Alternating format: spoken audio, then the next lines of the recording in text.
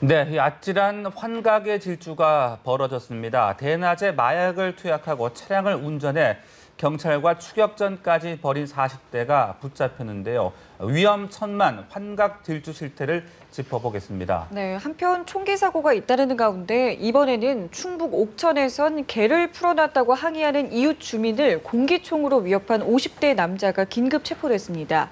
주말 사이 벌어진 사건 사고 브런치 이슈에서 오늘 짚어보도록 하겠습니다. 백기종 전 수서경찰서 강력팀장, 김성수 시사평론가 나와주셨습니다. 안녕하세요. 네, 안녕하세요. 네. 이 대낮에 마약 수배자와 경찰의 추격전이 벌어졌는데 사건 상황 좀 설명해 주시죠. 1월 27일 날 인천 부평에서 일어난 거죠. 그 지구대 경찰관이 페트롤카를 타고 이제 순찰 중에 네. 처음에 이 수사가 시작이 된 건 바로 이겁니다. 수배 차량에 보면 이 순찰차에 장착된 시스템에 이렇게 포착이 돼요. 그래서 그걸 보고 이제 쫓아가서 검문을 하려고 하니까 네. 섰다가 그대로 질주를 했죠. 결국 차량 3대를 충돌을 하고 결국 이제 세워서 경찰이 뒤쫓는데 차 안에 있는 가방을 들고 골목 안으로 도망을 갔단 말이죠.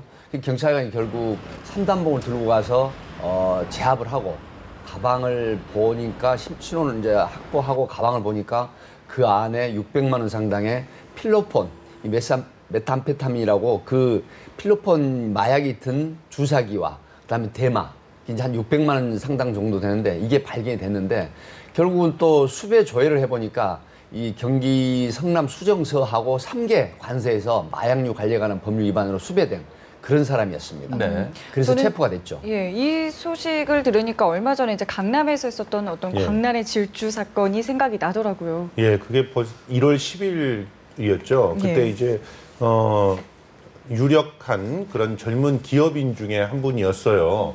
그래서 그 물티슈 업체를 운영하고 있는 34살의 유모 씨인데 이분은 이미 태국 등지에서 필로폰을 투약한 혐의를 갖고 있어서 경찰의 수사망에 올라있던 분인데 이날 강남 일대에서 연쇄 충돌 사고를 내면서 질주를 벌였던 겁니다. 그래서 자꾸 보니까 졸피뎀에 취해 있는 상태였어요. 그러니까 마약을 쉽게 구할 수 없을 상태에서는 수면 유도제라든가 또 기타 환각 증상이 있는 것들을 다량으로 대신해서 이제 복용하는 그런 현상이 있는데 그런 상태에서 운전 면허도 없이 운전을 하다 이제 검거된 그런 상황이었고 네. 1월 28일에도 비슷한 사건이 있었거든요.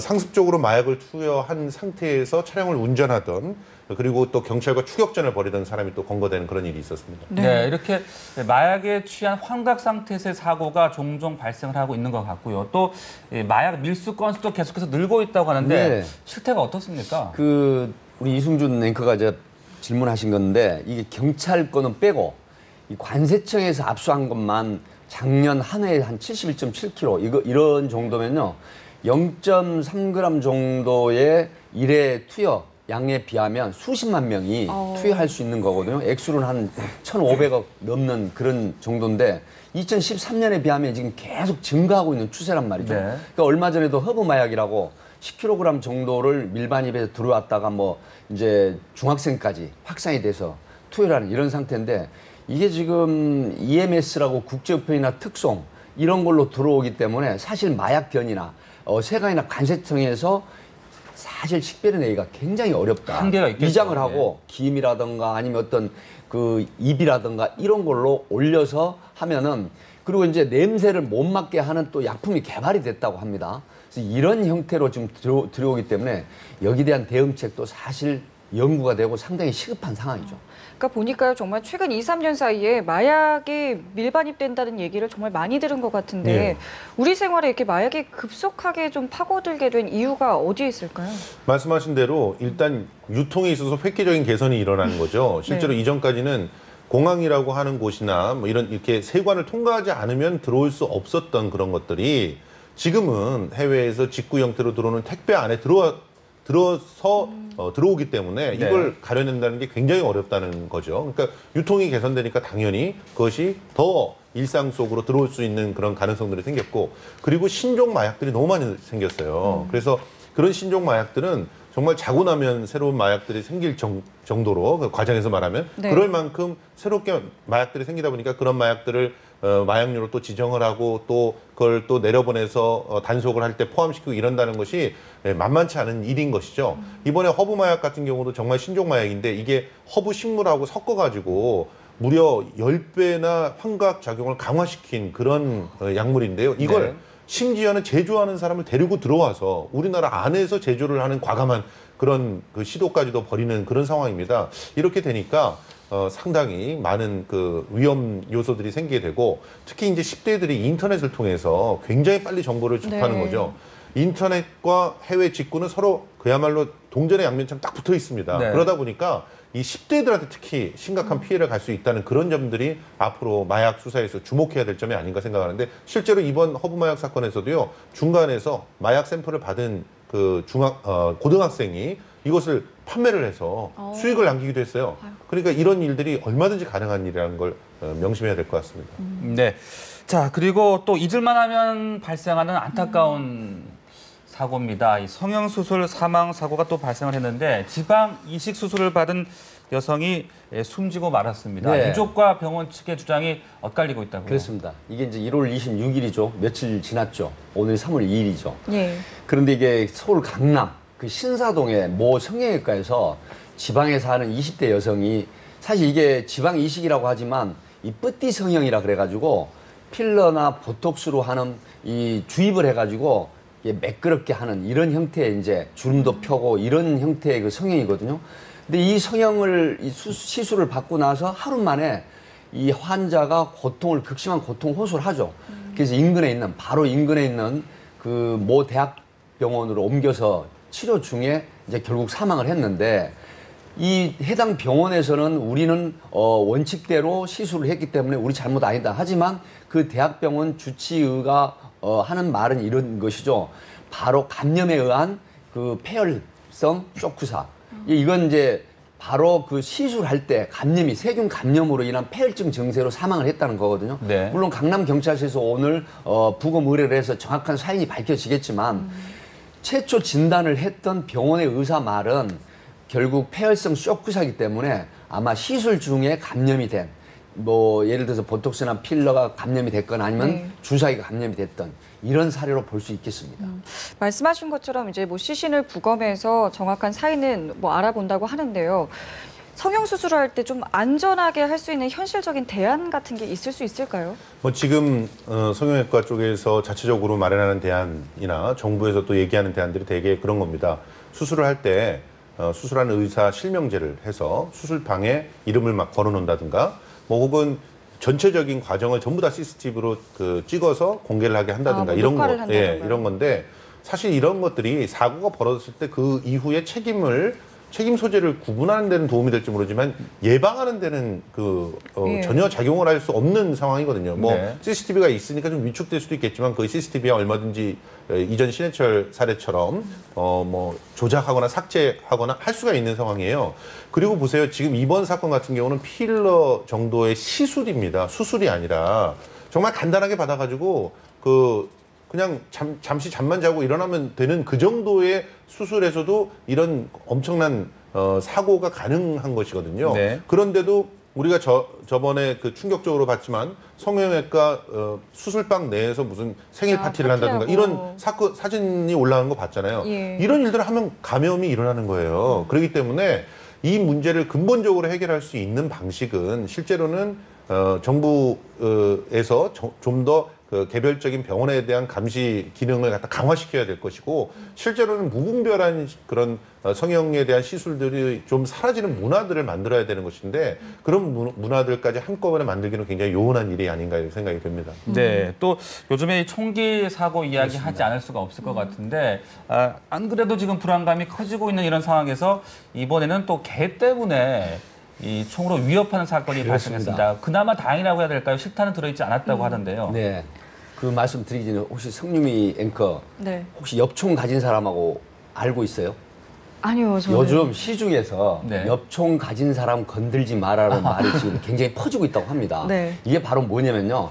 이 세종시와 그다음에 여기 화성에서 일어났던 이 엽총 총기가 모방 심리, 모방 범죄가 상당히 확산이 돼 있다고 해요. 그래서 문제는 1월 28일 날 오후 7시 사실 그 충청도가 양반골이라 그래서 이런 일이 일어나지 않아야 된다 이런 이제 생각을 하시는데 요즘은 뭐냐면요. 이 간헐적 분노 충동 조절 장애가 굉장히 확산돼 있다고 합니다. 그래서 자기 개를 시골에서 보통 풀어놓잖아요. 그러니까 이 개가 문제가 없어야 되는데 옆집에 77세 된 차모 씨라는 옆집에 닭을 6마리를 물어서 죽였어요. 그러니까 그 주인은 당연히 항의를 하죠. 개 좀 묶어놓고 해라.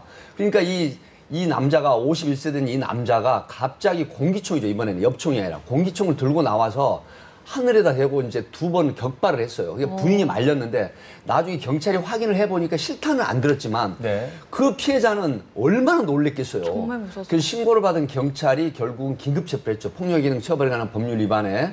그래서 긴급 체포를 했는데 본인은 내가 내 개를 죽이려고 했었던 거지 피해자를 폭력을 행사하거나 쏘려고 했던 건 아니다 이렇게 변명을 했는데 만약에 정말로 더 흥분해서 공기총 R을 물론 공기를 주입해 가지고 쏘는 이제 연지탄인데 그 총으로 만약에 사격을 했으면 또 한 번에 대한민국이 무기 청정국이라는 좋은 얘기가 이제 오명이 될 뻔했던 이런 사건인데 지금 상당히 확산되고 있다 이런 게 문제입니다. 네, 그리고 또 분노 조절 장애 지금 잠깐 말씀해 주셨지만 이야기를 안 하고 넘어갈 수가 없는 것 같은 게요. 이 어떤 갑작스러운 분노가 상당히 큰 범죄로 이어지는 사건이 계속해서 일어나는 것 같거든요. 왜 그런 거라고 생각하세요? 여러 가지 문제들이 있겠죠. 기본적으로 자신의 분노를 갖다 조절할 수 있는 그 방어 기제들이 다들 그 교육을 받으면서 사회화되는 과정에서 습득하는 것들이 많습니다. 물론 내부적으로 스스로 분노를 갖다 줄여주는 뭐 호르몬의 역할이나 이런 것들이 있겠지만 실제로는 많은 부분이 사회적으로 학습이 되거든요.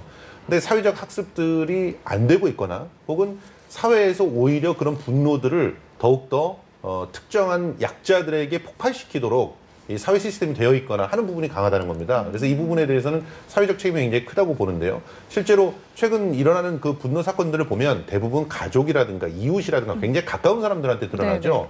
가까운 사람들 중에서도 약자한테 자꾸 이런 일들이 벌어집니다. 지금도 말씀하신 거 보면 이웃이지만 노인이란 말이에요. 노인이라면은 신체적으로 얼마든지 위협을 가할 수 있다는 생각들이 들어가 있기 때문에 이런 그야말로 극단적인 행동들이 나타나는 거거든요.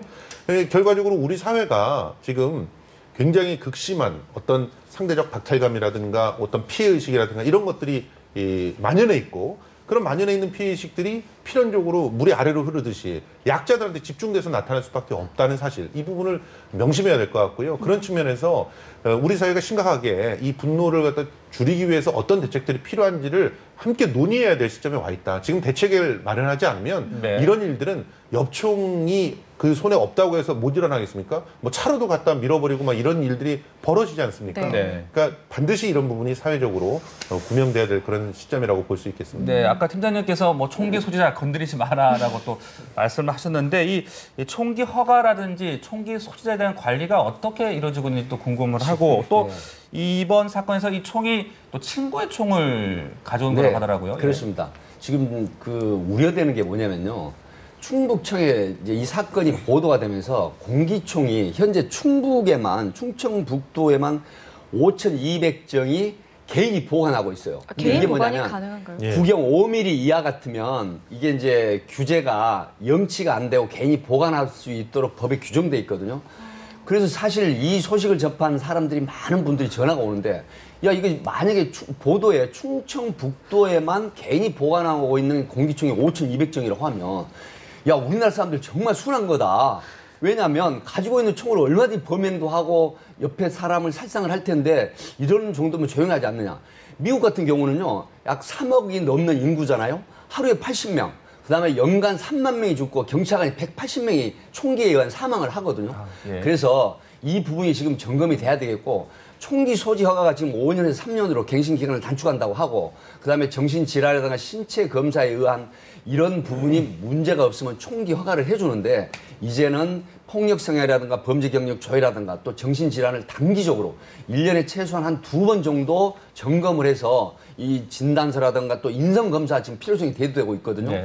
GPS를 달아서 수렵 기간 중에 이게 사실 추적을 한다는 게 현실적으로 불가능해요. 왜냐하면 예산이라든가 또 인력이라든가 또 시설을 곳곳에다 설치를 해야 되는 이런 부분이 있기 때문에 그래서 현재는 경찰에서 이 총기에 대한 사고 대응 시스템을 굉장히 지금 하고 있지만 문제는 본인이 총기를 가지고 나가서 범행에 사용하는 것까지는 어떻게 막을 것이냐. 예. 저 회계 같은 경우는 이런 거죠. 스위스 같으면은 모든 총기들이 집에 다 있어요. 등록제로 돼 있긴 하지만 이 강제성은 없어요. 근데 왜 문제가 없느냐? 거기는 상호 감시 체계라든가 또 점검하는 시스템이 굉장히 발달돼 있다고 합니다. 그래서 우리나라도 그런 부분을 타산지석으로 삼아서 정말 해외 그 많은 총기를 가지고 있는 나라들에 비하면 우리도 총기 사고는 적지만 그러나 미래에 일어날 이런 문제에 대비하는 게 좋겠다 이런 생각이 듭니다. 네, 그러니까 최근에 이제 이런 총기 사건이 일어나고 총기 안전 관리를 강화하겠다고는 했는데 지금 말씀하신 것처럼 개인 보관도 이렇게 되고 그렇습니다. 안전하게 관리하는 게 과연 현실적으로 가능한가라는 생각이 자꾸 드는데요. 사실상 네. 지금 제가 아마 이 시청자분들이 놀랐을 거예요. 아니 그럼 공기총을 5,200장이나 충북에 개인이 보관하고 있단 말인가 하고 지금 놀라실 것 같은데 네. 이제 이게 현실인데 사실 경찰 한 명이 529명 정도의 총기를 지금 관리를 하고 있잖아요. 근데 내주고 합법적으로 내주고 나서 그 사후의 관리가 어렵다는 것이죠. 그렇다고 하면은 어떤 그 사회적인 시스템이 과연 수렵 기간에 그다음에 수렵하는 그 지역에 어떠한 안전 대책을 할 것인가 이런 부분이 지방자치단체와 함께 논의가 돼야 되고 지금 문제는 이거죠. 지방자치단체에서는 사실 수렵 허가를 내주면 그에 따른 세를 받아요. 근데 경찰은 치안 유지하기 위한 방편으로 이 총기 관리를 하고 하는데 사후 대응은 사실 전무하다는데 큰 문제가 있다. 그래서 이 부분에 대한 이 개선책이나 대응 시스템이 마련이 돼야 되는 게 사실 시급하다. 이렇게 분석을 하고 있습니다. 네, 사건 사고 이야기 쭉 나눠봤는데 또 아침이니까 가벼운 소식 하나 좀 짚어보겠습니다. 요즘 아나운서들의 연기 변신 심심치 않게 있어 왔는데 이번엔 또 백지연 씨가 연기에 나선다고요? 예, 그렇습니다. 풍문으로 들었소라고 하는 그런 드라마에서 지금 주인공의 친구 역할을 하고 있는데요. 네.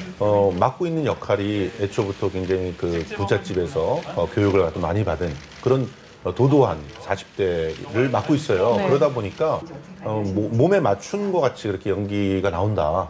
심지어는 작가가 백지연 씨에 맞춰서 글을 써주는 거 아니냐 뭐 이런 얘기가 나올 정도로 네. 아주 잘 소화를 하고 있는데 이렇게 아나운서들이 이미 성공적으로 배우가 되어 있는 분들이 있습니다. 임성민 씨도 그렇고, 임성민 씨는 이제는 아나운서라고 말하기가 좀 어려울 정도로 배우에 올인해 있는 그런 상황이고, 네. 최송현 씨라든가 오상진 씨, 또 김성경 씨도 최근 새로운 드라마 런칭됐다고 이렇게 들었고요.